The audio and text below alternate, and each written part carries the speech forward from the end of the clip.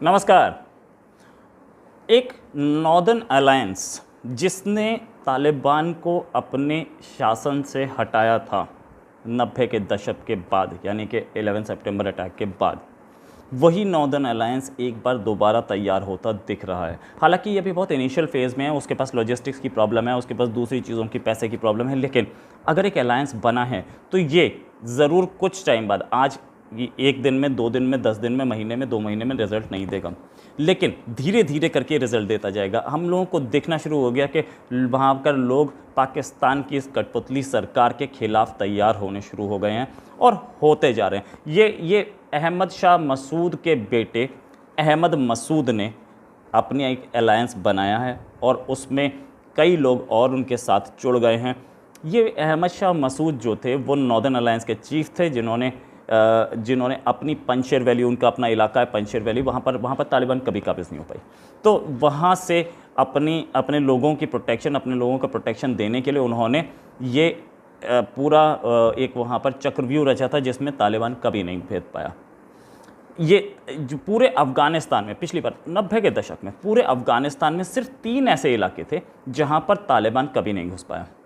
वो एक था ये पंजशेर वैली जहाँ पर अहमद शाह मसूद थे, दूसरा था चरार शरीफ जहाँ पर अब्दुल रशीद दोस्तम थे, और तीसरा था हेरात जहाँ पर इस्माइल खान थे। इस्माइल खान, इस बार सिचुएशन चेंज हो गई है। इस्माइल खान तालिबान के कब्ज़े में है, वहाँ पे तालिबान आ चुका है और बोला जा रहा है कि वो आराम से घूम रहे हैं, फ्रीली घूम रहे हैं, लेकिन असलियत ये है कि वो तालिबान के कब्ज़े में। पंजशेर वैली में अभी भी अहमद मसूद हैं और पावरफुल हैं, वहाँ घुसना तालिबान के लिए अब भी इम्पॉसिबल है। और वहीं पर हो रहा है ये पूरा नया जो गठबंधन हो रहा है नॉर्दर्न अलायंस का, वो साथ में चरार शरीफ जो कि अब्दुल रशीद दोस्तम उज़्बेक वॉरलॉर्ड की एक एरिया था और उसमें भी तालिबान कभी नहीं घुस पाया था। तो चरार शरीफ को कंट्रोल करने की, उसको बचाने की पूरी कोशिश की अब्दुल रशीद दोस्तम। हालांकि सबकी, इस्माइल खान की भी और अब्दुल रशीद दोस्तम की, सबकी उम्र हो गई है और अभी दोस्तम टर्की से पिछले 1-2 हफ्ते पहले ही इलाज करा के यहाँ पहुँचे थे और कोशिश की थी उन्होंने बचाने की, लेकिन तालिबान के सामने घुटने टेकने पड़े और वो अपने लोगों के साथ इलाका छोड़ के भाग गए। वो पहुँच गए उज़्बेकिस्तान और उन्होंने उज़्बेकिस्तान में शरण ले ली। अब जो कहानी है वो ये है कि जो नॉर्दर्न अलायंस बन रहा है दोबारा, वो बन रहा है पंजशीर वैली में। पंजशीर वैली जो है वो दुर्गम इलाका है, वहाँ जाना बहुत मुश्किल है, तालिबान के लिए भी वहाँ घुसना बहुत मुश्किल है। पिछली बार भी इसीलिए नहीं घुस पाया था। वहाँ पर पहले अहमद शाह मसूद हुआ करते थे जिनके परचम के तले पूरा नॉर्दर्न अलायंस एक फ्रंट पे आया था और उन्होंने तालिबान को हटा दिया था। अब उनकी मसूद साहब की हत्या हो गई थी, बाद में तालिबान ने उनको मरवा दिया था, लेकिन अब मसूद साहब के बेटे वहाँ हैं और वो और स्ट्रॉन्ग हो गए हैं। उनके साथ मिल गए हैं अफ़गानिस्तान के पूर्व वाइस प्रेसिडेंट, उपराष्ट्रपति अमरुल्लाह सालेह, जिन्होंने अभी 15 अगस्त को ट्वीट किया था कि मैं कभी तालिबान के सामने घुटने नहीं टेकूंगा, मैं अपने लोगों को धोखा नहीं दे सकता, मैं तालिबान के साथ एक ही छतरी के नीचे काम नहीं करूंगा, कुछ भी हो जाए तालिबान से कोई कॉम्प्रोमाइज़ नहीं कर सकते। सालेह ने, लोगों ने यह भी बोला कि सालेह छोड़ के भाग गए हैं अफ़गानिस्तान को, लेकिन सालेह ने एक फ़ोटो ट्वीट की और उसमें दिखाया कि वो अहमद शाह मसूद के बेटे अहमद मसूद के साथ पंजशीर वैली में बैठे हैं और डिस्कशंस कर रहे हैं। ये उनके साथ साथ अफ़गानिस्तान के फॉर्मर डिफेंस मिनिस्टर भी हैं। तो ये 3 लोगों ने अभी नॉर्दर्न अलायंस को स्टार्ट किया। इस्माइल खान क्योंकि कब्ज़े में है तालिबान के, उनके तो कोई चांस दिखता नहीं आने का, लेकिन ये जो हैं अब्दुल रशीद दोस्तम जो कि उज़्बेकिस्तान अभी तो भाग गए हैं, लेकिन वो बोल के गए हैं कि मैं वापस आऊँगा और आ करके फिर से अपने लोगों को छुड़वाऊँगा। दोनों ग्रुप के, पंजशेर वैली और अहमद मसूद पंजशेर वैली से और चरार शरीफ से दोस्तों, दोनों की बातचीत अभी भी चल रही है, ऐसी खबरें हैं। और अहमद शाह मसूद जो थे, जिन्होंने पिछली बार तालिबान को हटाया था और तालिबान से शिकंजे से अफ़गानिस्तान को बचाया था, उम्मीद अब ये है कि ये 1 दिन में, 2 दिन में, 10 दिन में होने वाला काम नहीं है। ये साल लेंगे, 1 साल, 2 साल, 5 साल भी ले सकता है, लेकिन धीरे धीरे करके ये रेजिस्टेंस स्ट्रॉन्ग होता जाएगा, ऐसा एक्सपर्ट्स मान रहे हैं। और इसमें दोस्तों का भी सपोर्ट होगा। इन सब को दूसरे कंट्रीज़ का सपोर्ट है जो लोग पसंद नहीं करते, ख़ास तौर से अमेरिका का सपोर्ट तो ज़रूर है इन सबको। और अमेरिका के पुल आउट के बाद ही ये पूरा गेम हुआ है, पूरा पूरा तख्ता पलट।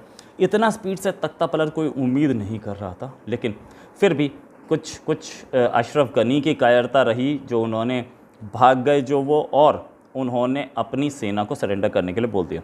अदरवाइज़ ये इतना आसानी से नहीं होता। और बाकी सब भी तैयारी कर रहे थे, उनकी तैयारी पूरी नहीं हो पाई थी और उससे पहले ही गनी भाग गए। जहाँ तक बात ये कि अहमद शाह मसूद को उस ज़माने में इंडिया, ईरान और रशिया का सपोर्ट होता था, अब की बार रशिया तालिबान की साइड ज़्यादा दिख रहा है। तो हमें उम्मीद है कि इनको अमेरिका का, इंडिया का और दूसरे कंट्रीज़ का सपोर्ट मिल सकता है। ख़ास तौर से जो कंट्रीज़ एंटी तालिबान हैं उसमें इज़राइल भी होगा, क्योंकि तालिबान ने एक पैलेस्टीनियन जो वहाँ पे हमास वगैरह हैं उनसे भी एक कांटेक्ट बना लिया। तो इज़राइल अपने आप को बचाने की ज़रूर कोशिश करेगा और उनसे, अहमद शाह मसूद के बेटे से ज़रूर संपर्क में आएगा और हो सकता है अब तक संपर्क बना लिया हो। ये अहमद मसूद जो कि अहमद शाह मसूद के बेटे हैं, अहमद मसूद जो इनको ये 90s के दौर में आए थे सामने, और इनको बनाया गया था वहाँ पे इंटेलिजेंस चीफ़, और इनको सपोर्ट और इनको जो भी लॉजिस्टिकल सप्लाई और जो भी ट्रेनिंग देनी थी वो इंडिया की दी गई थी और साथ साथ अमेरिका की दी गई थी। ये दो कंट्रीज़ दे रहे थे, और कुछ कंट्रीज़ भी थे उसमें जो कभी खुल के सामने नहीं आए, लेकिन ये दो कंट्रीज़ तो 100% थे। अब जहाँ तक बात ये, पंजशीर वैली में इस समय कौन कौन है? पंजशीर वैली में इस समय है अमरुल्लाह साले जो कि फॉर्मर वाइस प्रेसिडेंट हैं, साथ में अहमद मसूद जो कि अहमद शाह मसूद के बेटे हैं, और साथ में former defence minister of Afghanistan Bismillah Khan Mohammadi, ये भी हैं। अफ़गान वॉरलॉर्ड अब्दुल रशीद दोस्तों, हालांकि उन्हें अपने एक बहुत पावरफुल दोस्त अट्टा मोहम्मद नूर के साथ बाहर भागना पड़ा, लेकिन वो अब भी स्ट्रॉन्ग है, अब भी उनके पास तरीके हैं इस नॉर्दर्न अलायंस को स्ट्रॉन्ग करने के, और वो इस काम में लगे रहेंगे, ऐसा उन्होंने बोला है। भले ही इतना आसान नहीं होगा, लेकिन बिट बाय बिट, धीरे धीरे करके ज़रूर ये ज़रूर तालिबान के लिए एक प्रॉब्लम बनेगा। मीनवाइल सिचुएशन ये है वहाँ पर अफ़गानिस्तान में कि इंडिया क्या पूरी वर्ल्ड को ये एक शॉक लगा था कि इतनी जल्दी कब्ज़ा हो गया काबुल पर, तो इंडिया भी उसके लिए तैयार नहीं था इतनी जल्दी शॉक पे। सब बोल रहे थे 3-4 महीने का टाइम लगेगा, लेकिन 3-4 महीने क्या, यहाँ तो एक दिन भी नहीं लगा। तो इंडिया के जो नेशनल सिक्योरिटी एडवाइज़र हैं अजीत डोभाल जी, उन्होंने अमेरिका के नेशनल सिक्योरिटी एडवाइज़र से बात की और बोला कि हमारे स्टाफ को और हमारे लोगों को बाहर निकलवाने में आप हेल्प करें, और उन्होंने हेल्प भी की। काबुल का जो एयरपोर्ट है वो अमेरिका के सोल्जर्स वहाँ पे हैं, वो कब्ज़े में हैं वहाँ पे, तो काबुल के एयरपोर्ट से निकल के भागने का पूरा तरीका अमेरिका के हाथ में, और उन्होंने हमारे लोगों को बाहर निकलवाने में हेल्प भी की। कल ही 2 C-17 इंडियन एयरफोर्स के प्लेन आए थे, और आज सुबह से भी प्लेन्स के आने का सिलसिला जारी है। एक जामनगर पे आया था, जामनगर पे थोड़ी देर पहले लैंड किया था, अब वो इंडियन एयरबेस आएगा, और भी प्लेन वहाँ से आएंगे जो हमारे लोगों को लेके आएंगे। लेकिन लोग ये कह रहे हैं कि जो सिचुएशन है अब आगे क्या होगा, आगे ये होगा कि अफ़गानिस्तान में अब पाकिस्तान अपने लश्कर और जैश के जो कैंप्स हैं उनको पाकिस्तान ऑक्यूपाइड कश्मीर से अफ़गानिस्तान शिफ्ट करेगा, ताकि उसको इंटरनेशनल लेवल पे बदनामी न फेस करनी पड़े। इंटरनेशनल लेवल पे बहुत बदनाम पहले ही हो चुका है, तो अब वो ये बोलेगा कि हमारे पास कोई कैंप्स नहीं है, साफ बोलेगा। सारे अफ़गानिस्तान में जो पहले हुआ था 90 के दशक में जो हुआ था वही काम शुरू हो जाएगा, और वहाँ से इंडिया की ओर टेरर आने के लिए की संभावना है और बहुत ज़्यादा है। साथ में एक 9/11 जैसा अटैक भी हो सकता है। लेकिन कल रात में, आज रात सुबह इनफैक्ट अमेरिका के प्रेसिडेंट ने जो अपनी स्पीच दी है उसमें ये बोला कि हमारा मिशन था वहाँ से अलकायदा को ख़त्म करना, और हमने अलकायदा को ख़त्म कर दिया। वो ये बताना भूल गए कि अलकायदा किसकी वजह से वहाँ टिकी थी, तालिबान की वजह से। तालिबान फिर वापस काबिज़ हो गई, तो उनका मिशन फेल हुआ या सक्सेसफुल हुआ। साथ में उन्होंने ये भी बोला कि रिकन्स्ट्रक्शन हमारा कभी मिशन नहीं था वहाँ पे।